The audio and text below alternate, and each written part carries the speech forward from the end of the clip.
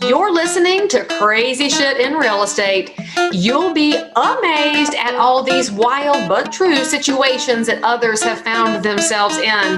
Because on this show, you'll hear uncensored, unbelievable stories from the world of real estate. I'm Leigh Brown. Let's dive right in. I'm Leigh Brown. Welcome to Crazy Shit in Real Estate. Today, we're going to do a little bit of political nerd work with Representative Brian Diggs from right here in North Carolina. We're going to talk about squatting. So enjoy this conversation, get your notepad ready, and I'll see you on the other side. How are you doing? Doing fine. Sorry we misconnected there a couple times, but yeah, forward to speaking to you and understand you and Katie are good friends. Are there? Love her. She's the best. Yeah, she's the woman in charge in Raleigh. I can tell you that. If you slam your door in Katie's face, you would regret that very quickly. Oh, yeah. Yeah, she helps us out a whole lot. She's really good. And then I think my cousin, Eric Christenberry. Don't you know Eric?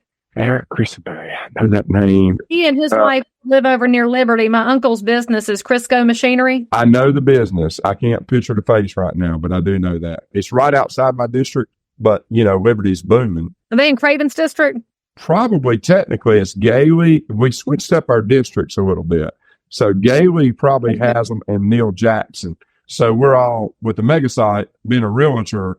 Well, representative, yeah, but being a realtor, I mean, things are booming there and growing. And so everybody's trying to get land and develop and trying to be a part of what's going on over there for sure. Okay. Do you want me to tell you the funniest story about Neil Jackson?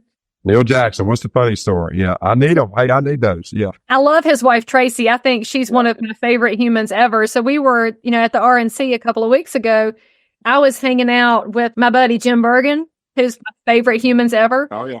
So we're walking back from the Faith and Freedom prayer breakfast and we ran into Neil and Tracy, and I had not met them in person before.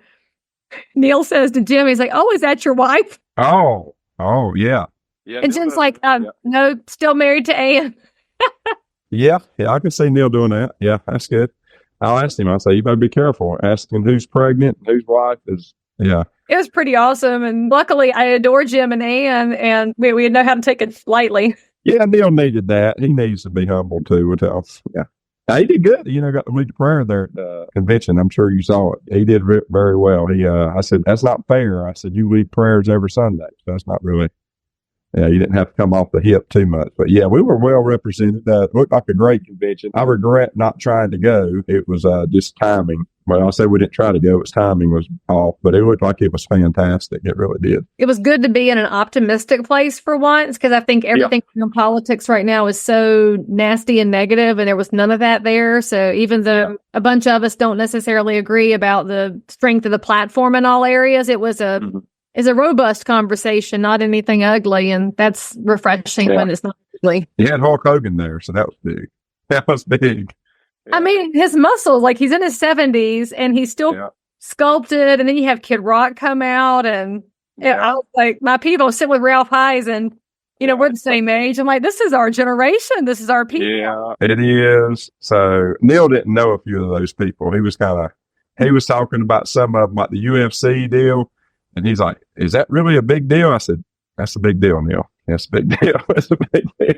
I said, "Yeah, and he wanted to do the Kid Rock and all that connection. I said, "Well, Trump comes to all the big fights, and Kid Rock usually comes with him, and they're playing Kid Rock's music when Trump comes in to all the fights, and everybody's cheering for him." He said, he did not know. He said, "I didn't know that was that big a deal." I said, "Yeah, it's a big deal." Well, you probably can't find the scripture to go with that and build a sermon around it, so that's fine. Yeah, that's fine. But yeah, Neil's a good one. He's a good guy. I asked him, could I tell that story? He said, you can tell. It's okay. Because he didn't know who Dana White really was. When he asked me, he texted me right then, Dana White, I said, he's a big deal. He's big deal. So, yeah. I said, can I tell that story? And he's like, you can tell it. I mean, don't broadcast it. But it kind of makes him look wholesome that he doesn't know fighting. Yeah, the UFC. Yeah, he doesn't know. But that was funny. He wanted to know about Dana White. I said, yeah, it's a big deal. That was it. But listen, so that's great. So you're a realtor. I'm assuming you don't just do a podcast. You are a realtor. Is that right? I am. And so I'm in my office in Concord, and I have a small independent company, and I've been doing this for 24 years. So this is my bread and butter. Of course, playing in the politics side is a natural thing. People don't realize how much politics is in real estate, because real estate's not exciting when it comes to policy until we have something that is a big, nasty issue. But of course, that turns into a different kind of conversation. So now that we're kicking off our conversation, Representative Brian Biggs, why don't you tell my audience who you are, where you're located, what you do in and around the world of real estate? Give them a little quick insight on who you are. Okay, I am Representative Brian Biggs. I am 23 years in. I'm right behind you. Started in 2001, right before 9/11. So, yeah, I've seen the ups and the downs. I knew at 9/11, my broker in charge came to me and she said, "Hey, if you can make it now, you're doing good. You'll make it forever." She told me that at 9/11 because people don't realize when that happened, I mean, everything stopped. People stopped buying. People were terrified. They were waiting on the next catastrophe. So, yeah, I went through that and had a few good years. And then I went through the Great Recession there, 2007, 8.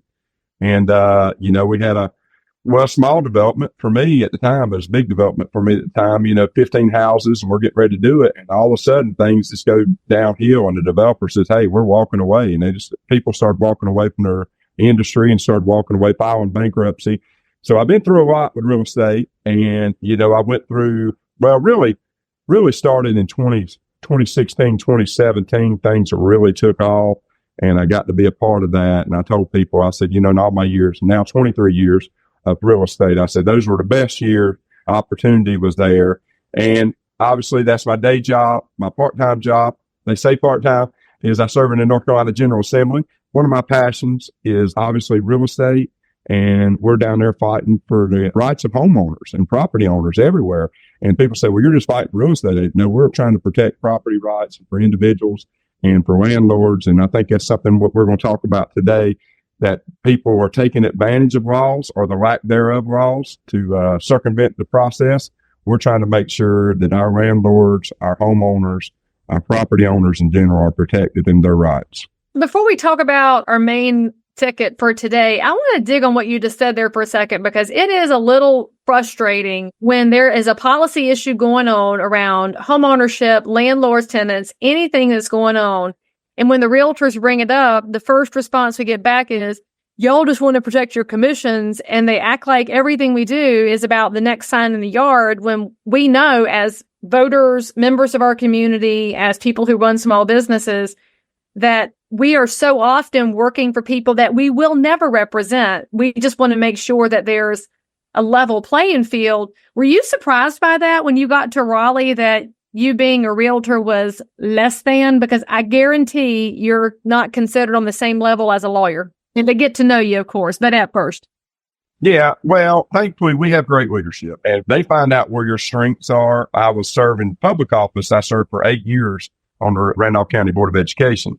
And I had coached football and high school football the last 6 years before that, and 16 years coaching football. So I had a lot of background in education and real estate. And, thank God our leadership, they try to put the best players on the field and they try to listen to you if you have a knowledge of what's going on.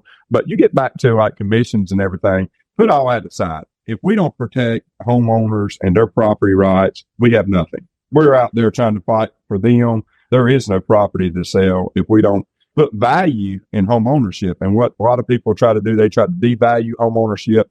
They even get into price fixing. I do believe in capitalism. I believe in doing things the right way. What we try to do as in Raleigh, I say I'm trying to lower your taxes, which in turn promotes more businesses to come in, make more opportunities. And thank God North Carolina is in top 3 states in the continental United States where people are coming, because we are doing the things like lowering your taxes, protecting property rights. They do, just like one of our big companies that came when Toyota battery plant came, they came and invested billions of dollars because they know that North Carolina is going to take care of them. And we're trying to do the best we can in General Assembly to keep promoting that. And then, of course, when Toyota invests that much money and brings in that many jobs, it's fantastic, but it creates a wild housing shortage. And we just finished a housing study on the 22 counties that surround that mega site region. If you're from outside North Carolina, if you look up the Interstate 85 corridor and you go about halfway between Charlotte and Raleigh, you'll encounter what we call the mega site, and it's Toyota, it's Boom Sonic, and it's so many other companies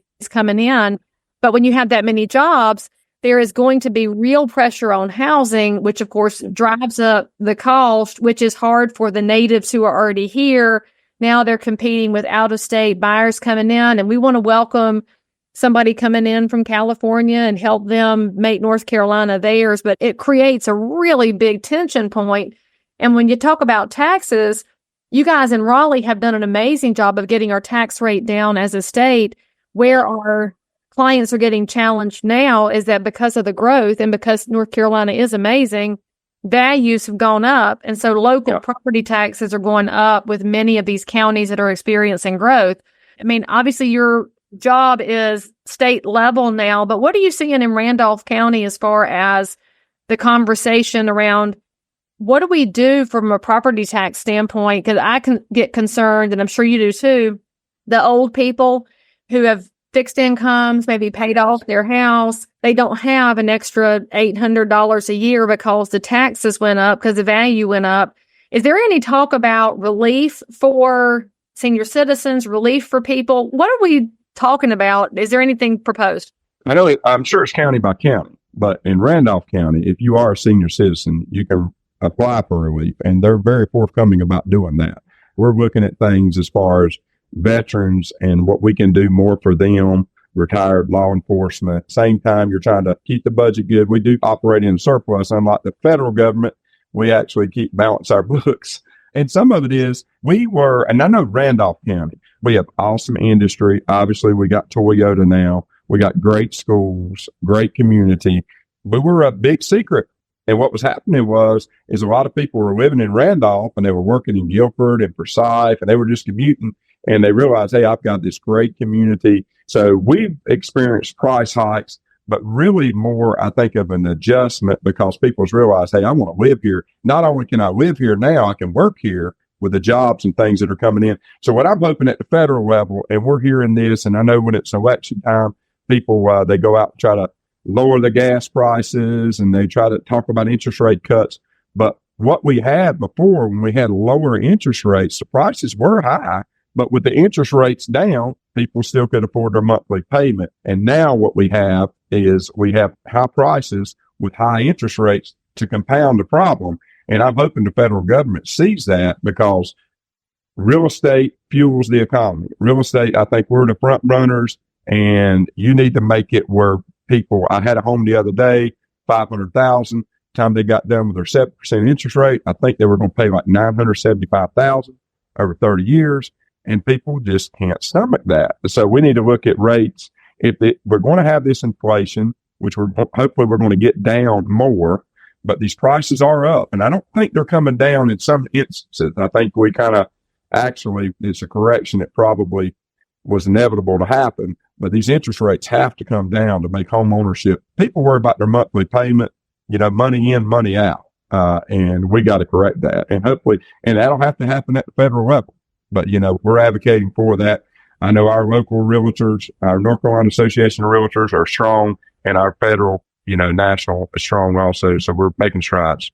I got to say, I think you're the first person who's been on this show in the 9 years I've been doing it who talked about the full amortized expense of a house, because realtors are so trained to say it's a $500,000 house, and then here's your payment. And then they don't think about the 30-year cost, because most people stay in a house 30 years. So for those of y'all doing the math at home, if you remember when you bought your house, you got this amortization schedule that showed how you were paying down your principal month by month, and you didn't look at it because it was too many numbers. And so you initialed it and rolled on.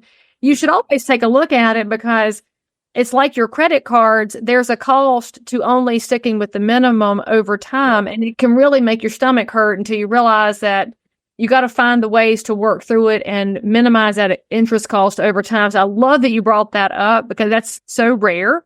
All right, so let's talk about these issues around real estate. When we talk about an election year, of course, people go to the hot button items that make people get mad on the internet. Real estate topics don't usually generate clicks and taps and little angry people on TikTok. But right now, we do have an issue that is very emotional and very frustrating to deal with, and that is the situation around squatters.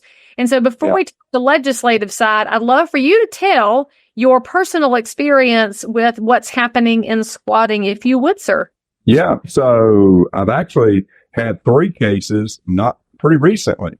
And yeah, so it's real. People see it on the national news and they say, well, that's not here. That's not here. But you and I working every day in the industry, we had last year, developer of mine, he's developed small tracts, 6, 7, 10 acres at the time. They'll go in and put, 3 or 4 houses at the time. They're not tract builders.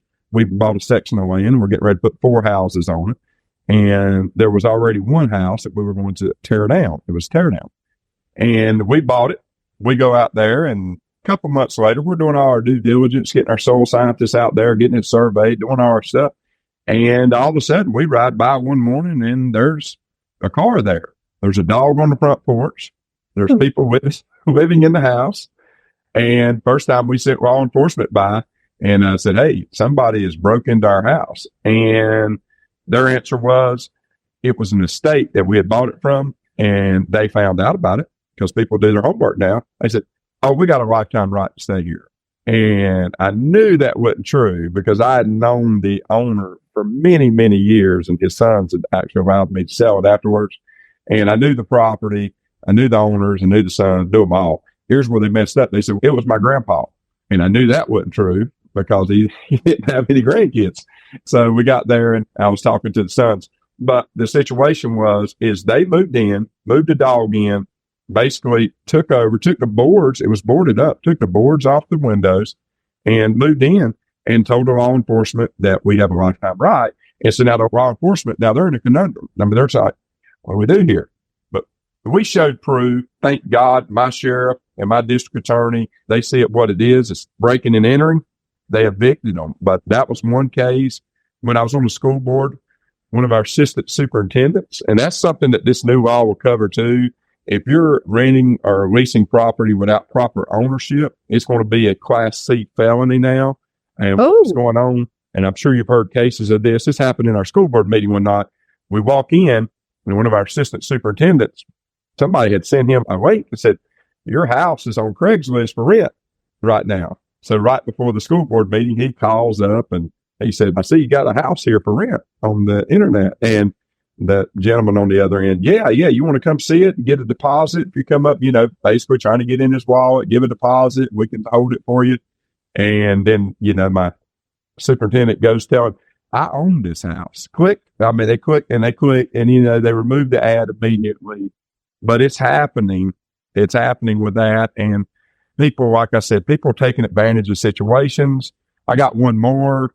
Had a lady, wonderful lady. We do property management as well as sales and HOAs. And we had a lady that had passed away, had went to a nursing home, and she had passed away. It was one of our tenants.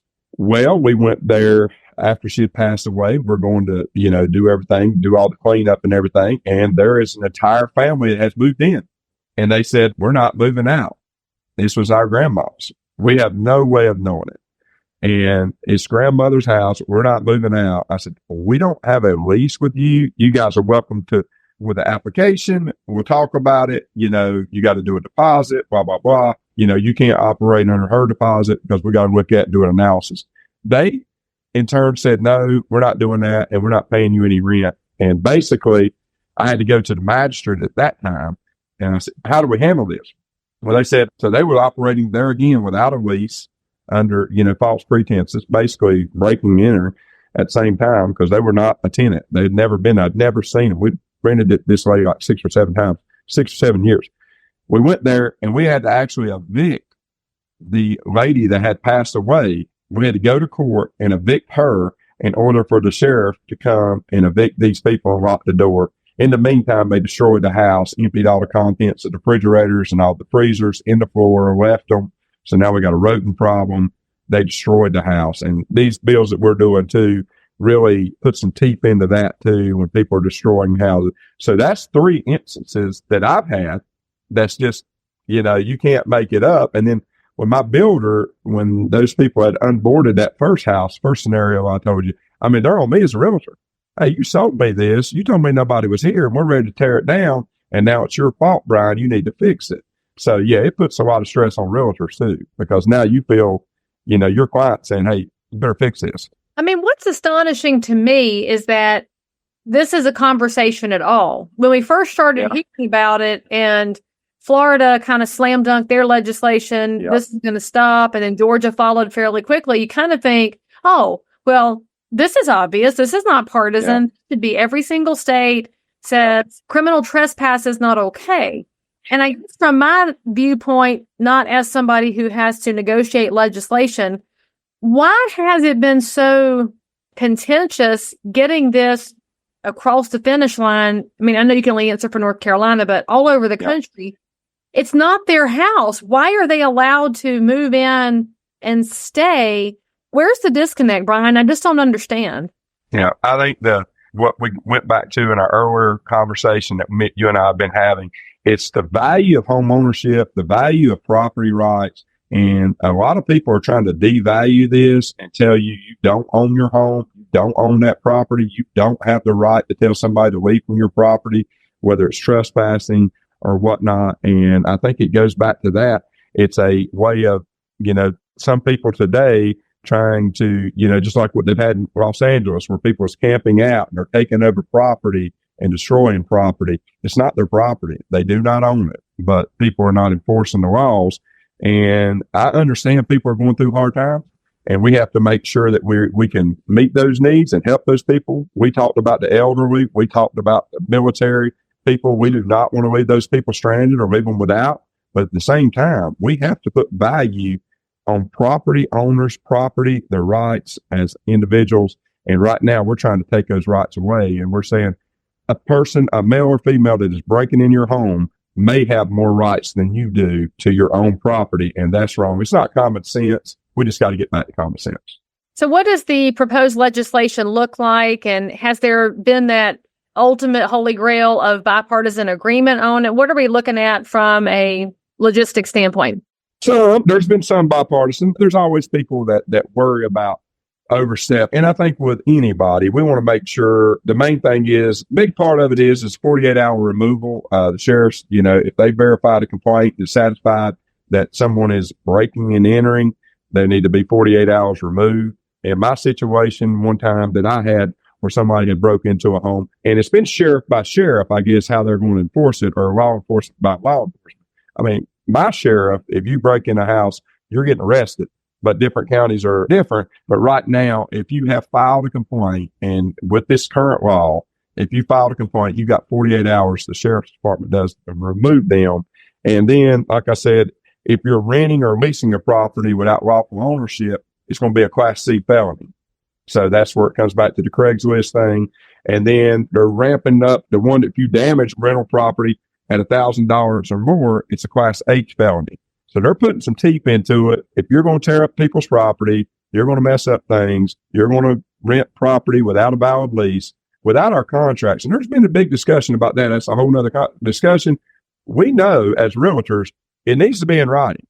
If it's not writing, it's not worth anything. But the other side, a lot of times, are trying to operate on oral agreements. We cannot operate on oral agreements if it's not in writing. But there was some pushback in the General Assembly about oral agreements. Well, I said, well, they're not doing things correctly because it's not going to hold up in court. I can tell you when you go before the magistrate, and I'm sure you may or may not have been, but I've been there evicting tenants. You better have that lease in writing. You better have the terms, and you better know what you're talking about. Because if you come in, he said, she said, it's going to be a problem in court. Well, that's why I hire property managers, because I do not have patience to deal with people who tell lies in front of the magistrate, because I know it happens. All right. So my question for you is, why do we have to give a criminal trespasser 48 hours? Because I can tell you from all my years in the business, there is an enormous amount of damage that can happen to a house in 48 hours. I mean, to the point where, well, we all have this one time in real estate. Well, this one time in real estate, the man and his sons were getting evicted because it was a foreclosure situation. They were up against the time clock, and to punish the bank, they decided to relieve themselves in every one of the registers of the house so that the ductwork would be fragrant. And it was disgusting and awful. And if the sheriff had had the ability to run them all right away, we wouldn't have had that extra several $1,000 damage to the house because this man was mad. That's actually got some legal backing as to why you get a foreclosure person out in a time frame. But I don't get it. This is criminal trespass. Why do we have to give them even 5 minutes? Well, the original bill, and so we had 2 companion bills running. The original bill was 24 hours. We went to 48. And you said, well, to answer your first question there, like I said, in my situation in Randolph County, I feel like you may feel that way too, but I've got Van Shaw in Cabarrus County. Van loves to enforce the law. That's his joy. Yeah, that's me. I got my sheriff and my district attorney. They are like, you better get out. You just breaking and enter. We see it. And, which I probably shouldn't say this, but I'll say it anyway. When I was there, the last time somebody had broke into one of our properties, the guy said, I got 30 days. And the sheriff said, you ain't got 30 seconds. You just broke in here. He said, I can arrest you right now. And he took down their information. He said, if you ever break into this property again, we're going to arrest you. And the only reason he didn't arrest them is because the homeowner said, I don't want to press charges. I just want them to leave. The property was boarded up and padlocked. You know, they were being kind. But at the same time, Sheriff Association, they are concerned. And I don't think this is a problem usually, but they're concerned with bad actors saying that basically trying to evict someone that does have a lease, that does have proper documentations. And I guess the 24 hours, what we was initially trying to do. And that's what I'm still advocating for. We ended up on 48. It's not done yet. So it passed through the House. It's in the Senate. So to probably get some amendments there. That does let the Sheriff's Association do their due diligence, give them 1 day or 2 days to make sure, okay, the landlord's telling the truth. And this is what it is, just to give them cover because they don't want to unlawfully evict someone. I've not heard of that, but that was the scenario they gave. And I understand the Sheriff Association's pushback. They're like, we're outside, unbiased. We got one saying this, one saying that. Let us at least look at the paperwork before we evict someone. So that was where that came from. And I appreciate due process. I think it's one of the foundations of what makes this country run correctly.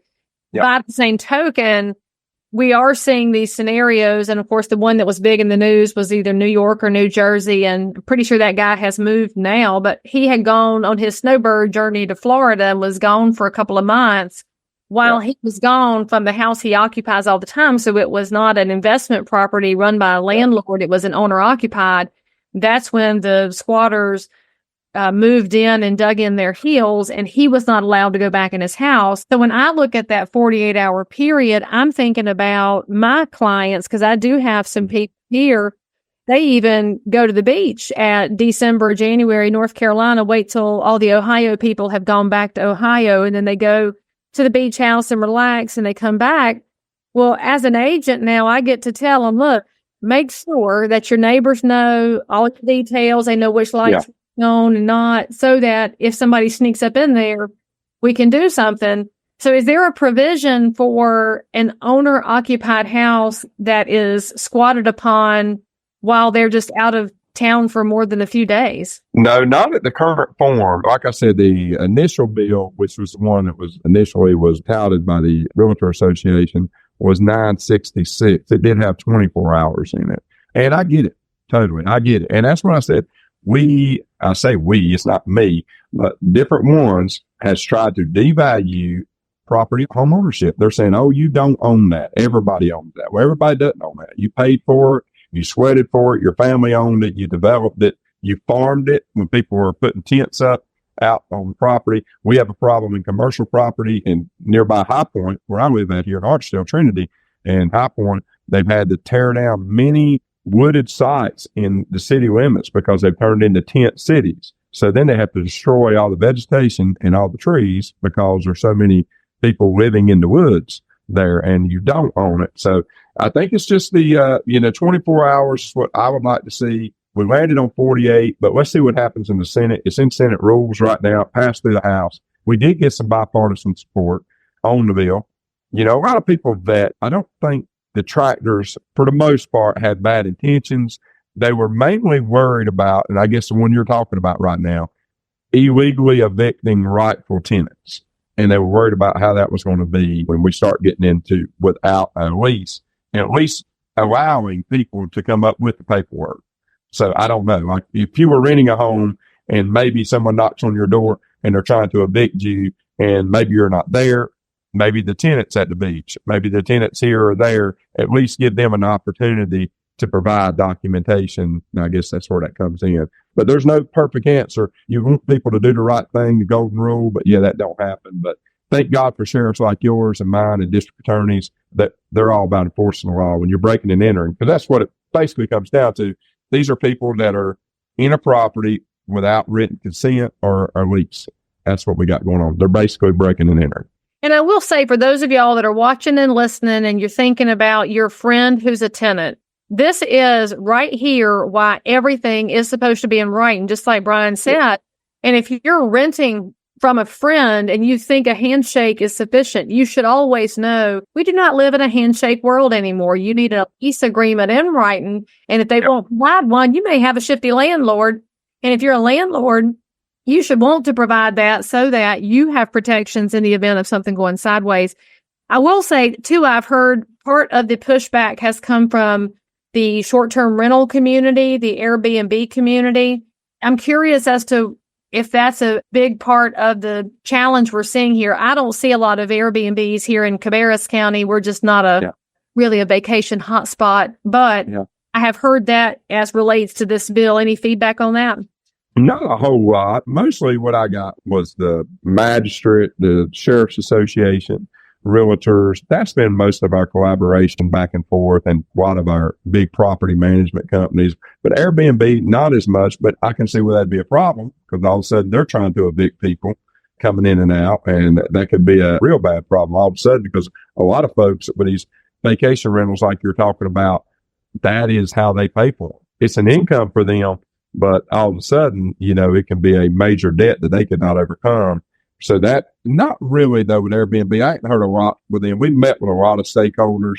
I think it will pass. Obviously, it's probably going to be next session. We may come back a time or two this year. Just depends on what comes up. We're still in negotiations about a budget that we didn't get. But that's every year. Yeah. This one here, we're still in negotiations. But, I think it's definitely going to be something that comes up next year. It's on one of the bullet points, if you will, for the North Carolina Realtor Association.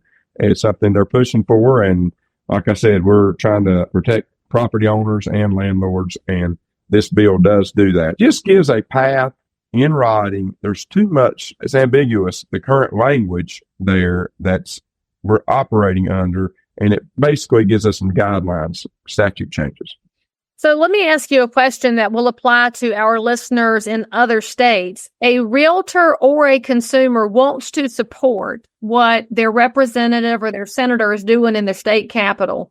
What is the best way for you to get support from the public when they say, I want to see a squatters bill? Is it for them to call or email their representative's office and provide an anecdote, a real life story of how this affected them? Is it to show up at their office?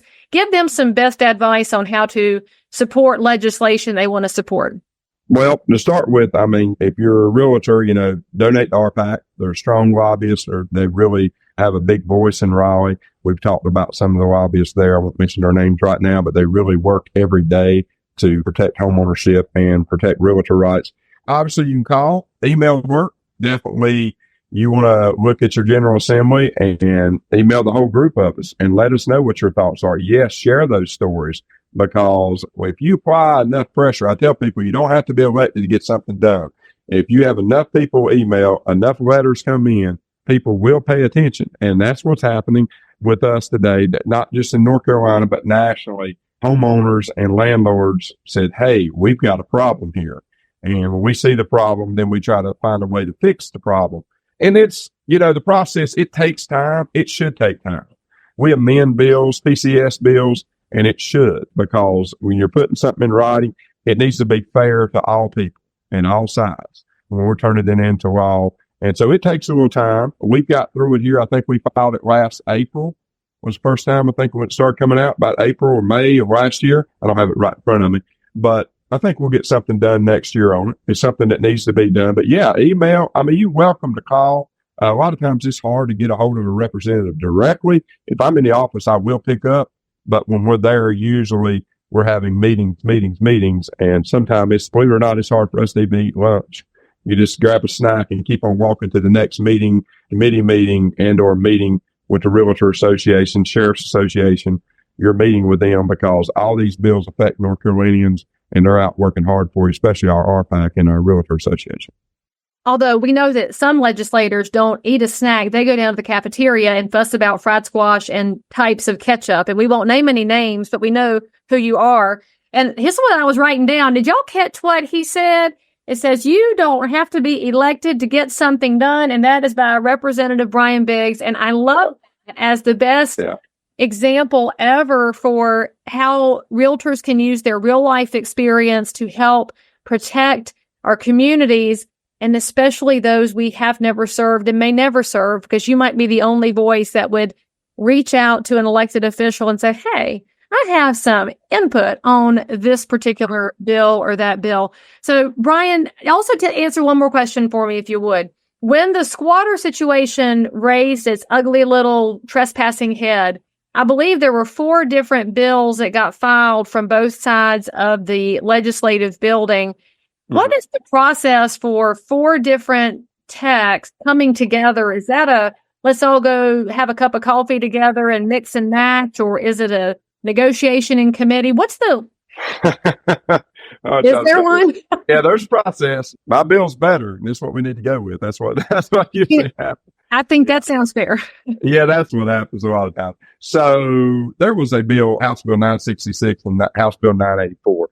Super, super similar. Very little language difference there in it. And it really just depends a lot of times on the process. As far as I can only speak to the House side, how it gets through committee. Sometimes people can get things in committee sooner than later. And basically, we all have the same goal. We want good legislation passed, whether it's our bill or the bill beside it, and we want to make it the best we can. So we want to get it through committee as fast as possible, get the amendments, hear everyone's ideas, because that's where bills really get ironed out, is in committee. I'm a big proponent of having them in committee, letting people go around the table, whether it's J1 or finance or whatever, when it's got money involved, and get everybody's ideas, because everybody comes from a different background. You got builders, you got lawyers, you got doctors, and they see things from a different point of view. And usually what happens, we play nice for the most part, and whichever one really gets through the committee and gets, PCS into the right bill, that's usually the one we go with. We had 2 great bills in the House and very similar, and it ended up 984 ended up passing over to the Senate. It's currently in the rules.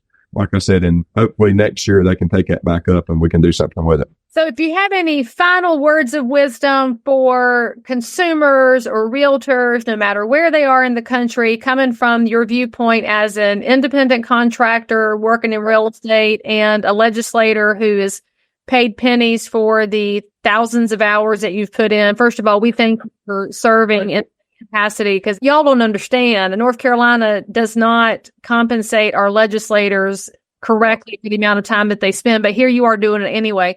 What's your one piece of advice or one thing you wish people understood about your role in either capacity?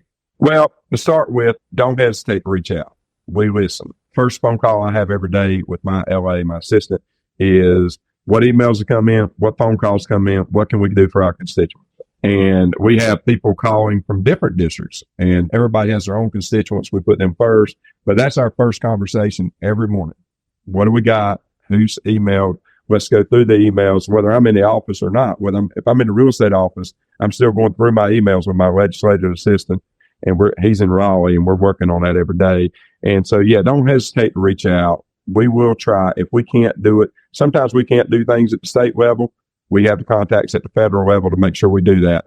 I think one of the things that big topic conversation we had today, get it in writing, get everything in writing. It doesn't matter if it's your best friend, your mama, your dad. And that's why we do real estate offers of purchase. And we know even if they pass away, this person here still has the right to purchase that property. And we do that. We got all these scenarios. But I remember I sold my best friend my golf cart one time. And when I sold it to him before he went to the beach, I said, here, I gave him a little bill of sale, got him to sign it. And at the time, I was feeling a little weird. He's really tight. I said, hey, sign this bill of sale. That way I'll have this and I'll know what it is. And thank God, he goes to Ocean Lakes, and lo and behold, they steal his golf cart. Somebody steals his golf cart.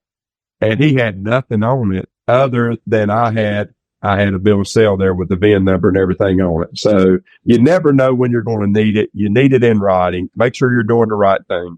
Obviously, if you're not out marketing property and trying to rent or sell property without a written agreement, you're not going to be in any trouble. And make sure that you talk to a professional.